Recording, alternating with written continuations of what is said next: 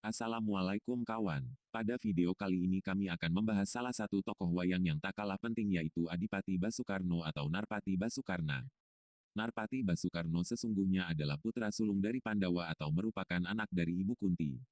Pada waktu masih remaja Dewi Kunti pernah mengamalkan ajian Aditya Hridaya, yaitu ajian untuk mendatangkan dewa, yang diberikan oleh Resi Druwasa, yang didatangkan ayahnya yaitu Prabu Basukunti untuk mendidiknya.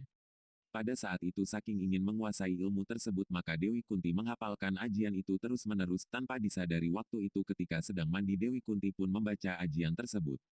Ternyata ajian itu sangat ampuh dan ketika membaca ajian tersebut, maka datanglah Batara Surya.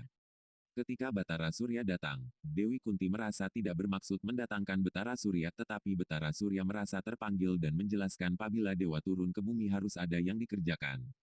Maka dengan kedatangan Batara Surya Dewi Kunti pun mengandung, padahal Dewi Kunti saat itu masih gadis. Setelah Dewi Kunti mengandung, Prabu Basukunti marah dan memanggil Resi Druwasa.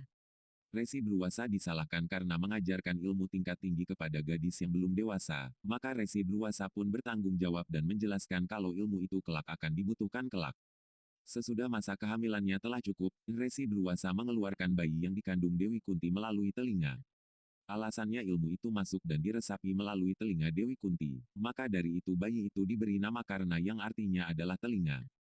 Nama lain Basukarno adalah Talinga Asmara, Surya Putra atau Suryatmaja karena ia adalah anak dari Betara Surya. Setelah anak itu lahir, Prabu Basukunti memerintahkan agar bayi itu dibuang. Maka bayi itu pun dimasukkan ke dalam peti dan dihanyutkan ke Sungai Gangga. Dewi Kunti memperhatikan telinga anaknya terdapat anting mustika yang berkilau.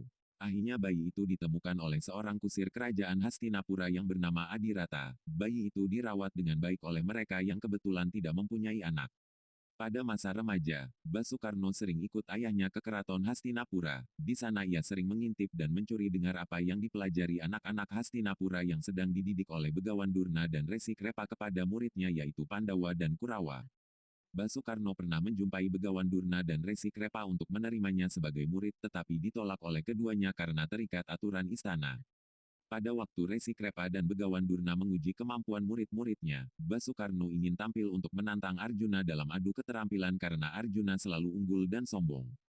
Namun tantangan itu ditolak karena Basukarno adalah anak kusir. Namun Duryudana segera memanfaatkan kesempatan itu. Dengan pengaruh yang dimilikinya selaku putra Prabu Destrarata, ia mengangkat Basukarno sebagai adipati di Kadipaten Awangga. Dengan kedudukan sebagai adipati, maka tidak ada alasan Arjuna untuk menolak tantangan itu.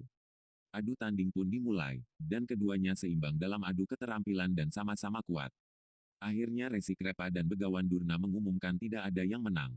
Keduanya seimbang. Selain berguru secara tidak langsung kepada Resi Krepa dan Begawan Durna, Basukarno berguru kepada Brahmana Sakti yang bernama Rama Parasu atau Rama Bergawa.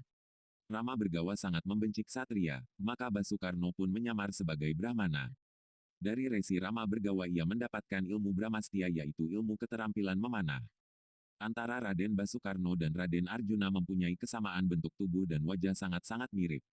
Sehingga pada saat Betara Narada akan memberikan pusaka yang bernama Kunta Wijayandanu, Betara Narada keliru memberikan pusaka itu kepada Raden Basukarno yang mana kala itu akan diberikan kepada Arjuna untuk memotong tali pusar bayi Gatotkaca yang baru lahir.